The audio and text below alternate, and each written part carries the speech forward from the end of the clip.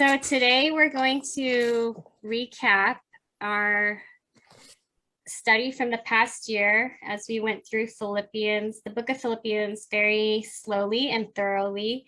And the main topic throughout the book was joy. And there were 7 different areas that we studied about and how we can be growing in our joy. But we'll do our game little icebreaker first. So I'm going to read off some descriptions, and then you can vote whether you think that description represents something temporary. So then you hold up happiness. If it represents something eternal and lasting, you can say joy, or you can raise up neither. And there's no, again, I'm not looking for right answers. Okay, so let's start off easy. What do you think of when you think of a Hawaii vacation after the pandemic?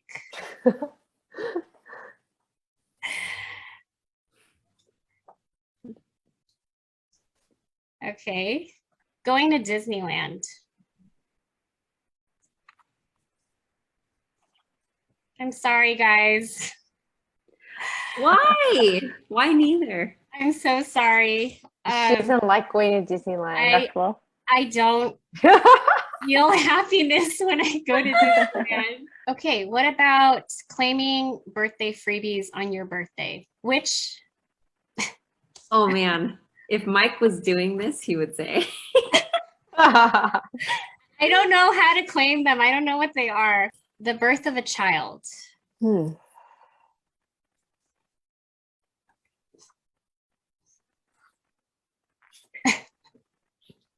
It's a mixed emotion. Winning sports championships for your favorite teams.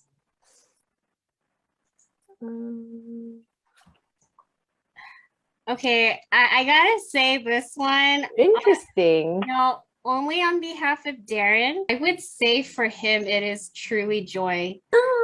And that's why I wore the hat today.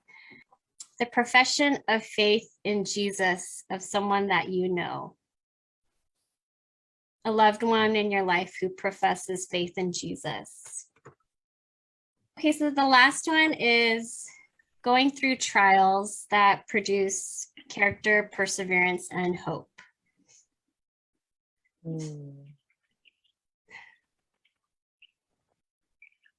That's complicated. It is. I think my initial response is like neither. Yeah. But this is the goal. Yeah. This is Who the we're goal. working towards. I think joy is in hindsight. Okay. But in the middle of it, I don't think I can say. I think I really wrestled to have the clarity of vision that Paul had when he was imprisoned. Because he was joyful in the midst of his imprisonment, but when I am in my own imprisonment and struggles, I struggle to realize joy in the moment. Which aspect of our study or which chapters stood out to you in particular, or was most convicting for you personally this year, and why? I think like in Philippians, a lot of like what Paul is writing about, having joy in Jesus, like a lot of it involves like surrender, and I think even though it might sound so simple, I think that's the hardest part of having joy, this type of Christ-filled joy, because we rather have the power or take things according to like how we want it done, and we don't want to surrender like our will or our circumstances or our comfort, and trust that Christ is enough, that to live is Christ and to die is gain. I think when I think back on our study in Philippians, that's like something that stands out really big to me. Just like trusting that Jesus is enough and being willing to like surrender my own strength and abilities to that. Yeah, that's a good point that trust and surrender go hand in hand. And I actually don't think surrender is a very easy thing to do for most people. I think like you can tell yourself, yes, I want to trust in the Lord because I believe in his promises and his love and his goodness for me. But I do think that the surrender part is the harder part, to like detach yourself from all those like comforts or identities or whatever it is that you are unwilling or you don't know how to let go of. Definitely, that's definitely challenging for me, especially like type A. Like I think I find a lot of happiness from being able to say, yeah, I did that. Or, I accomplished that, or I check it off my list. And it's harder to find happiness in saying like, oh, Christ did that. Yeah. Or I'm waiting for Christ to do that. Mm-hmm. I think that's a lot harder of a place for me to be in. I think for me, the study that was most convicting, the chapter was most convicting, was the part about where it tells us to do all things without grumbling or disputing, that you may be blameless, innocent children of God, without blemish in the midst of a crooked and twisted generation, among whom you shine as lights in the world. And for me, that's a lot in my work environment. So, I do enjoy my work, but there is that, we kind of discussed earlier, there is that tipping point where it like really, I get really, I guess, more stressed because there's so many patients or people are upset or, or things are taking too long. And then that really exacerbates my grumbling, my venting. And the thing of it is that's where I have the most interaction with non-Christians, right? And if I'm like venting and not that I'm like really verbal about it, but like I'll kind of bottle up and then I'll just kind of like vent to my coworkers or like, this, this or that. And I think, while it's reasonable to feel that way when things are going crazy or maybe things are actually unfair, but I can make a choice of how to approach it and the heart attitude I have towards it. Not to complain, not to be dissatisfied by the circumstance, and then just kind of really see how God like can use it for his glory and really truly have joy at my work regardless of the circumstance, just remembering that, just seeing it as a blessing that I can do what I do and seeing how I can turn it around for to give him glory. And then in the same way being a testimony for him, at work among non-Christians. So I think it goes also to, I'm trying to remember which part that was.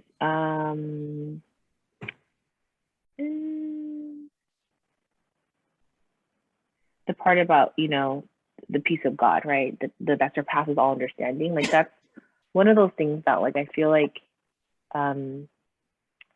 people who have faith in God and Christians, they have that peace, and it to be able to go through different challenges and still have that peace. It's striking, I think, to people, so just striving to have that. Yeah, what a testimony when we can be filled with joy and not grumble. I remember we were going off on that. I had a lot of favorite passages, actually. But probably the big summary is for me finding like true contentment, which was summarized in the last chapter, Philippians 4. And you guys know that I have been struggling with discontentment, which started when I started being removed from outlets where I found like happiness, I guess.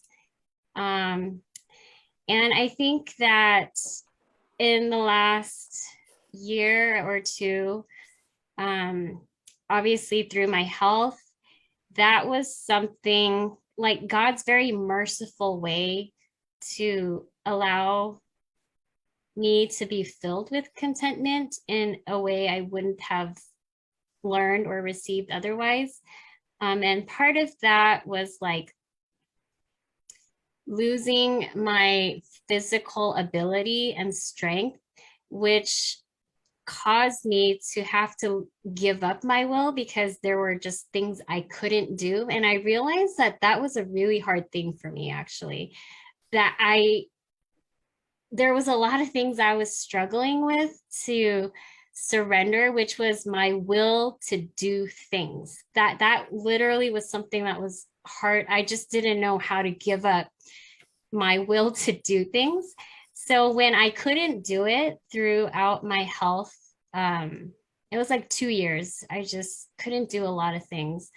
Then I realized oh, that this is like a forced surrender situation. Like, I just can't do it. So it made me like naturally become like my eyes up to the Father saying, okay, I can't do anything. What do you want me to do today? So then I became like asking God, what's your will for me then if I can't carry on these like normal activities, motherhood responsibilities, and then of course like personal outlets that gave me joy. A lot of times I would do things because they were outlets of joy for me.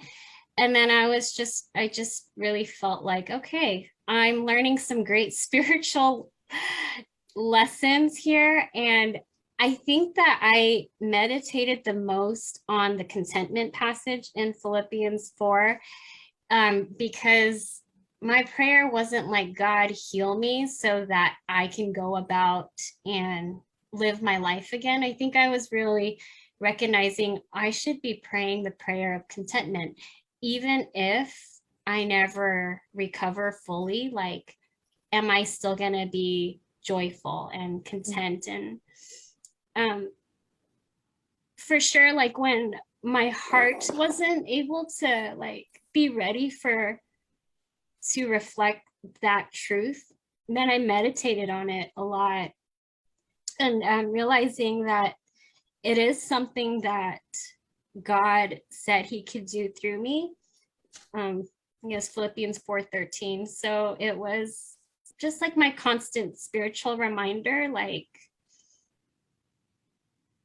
yeah, it was just really humbling to know, like, this is why God's will for my life in this season was good, because he wanted me to find that secret contentment in Christ. And by removing all of those other distractors, I think he really put me on that narrow course where I was able to, fix my eyes on Christ and see the value and boast in it and count it more valuable than all these other things, which my will was one of them. Like, so I look back and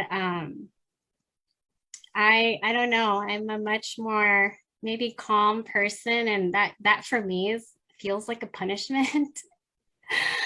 But I think, yeah, God kind of knows when we're ready for growing and sanctification. He will allow us to walk through that fire, because I was praying like for the past probably 3 years, like, I'm discontent. Like, I don't know how to get out of this. I don't know how to find my contentment in the Lord. So that was probably the most personally applicable section for me. It was just a summary of like where my contentment comes from.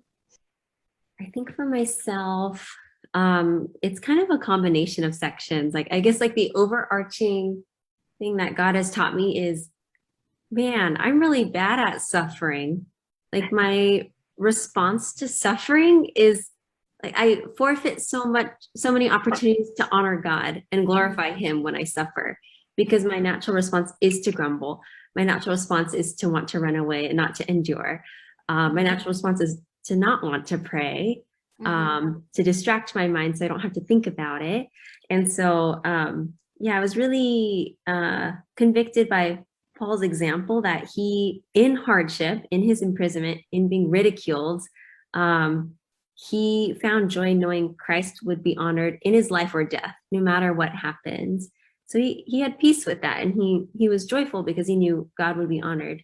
And then also back to Philippians 4, I feel like that has been very impactful for me, just recognizing that his exhortation and his response to feeling anxious whether it's, you know, for me personally, it would be like lack of control, not knowing the future, just various concerns that arise.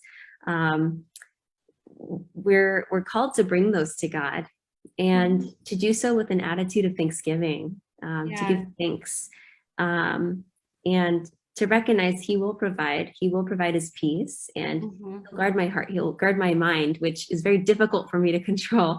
And so the promise is there. And so I would say, like, just like Paul's example of how he responds in time of suffering makes me recognize, like, there's a lot of opportunity to worship God in my suffering and to bring Him honor.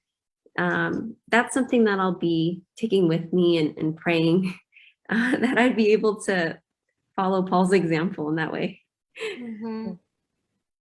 Okay. I guess that completes our follow-up summary of joy. So thanks for sharing your responses and sharing your personal thoughts on this topic.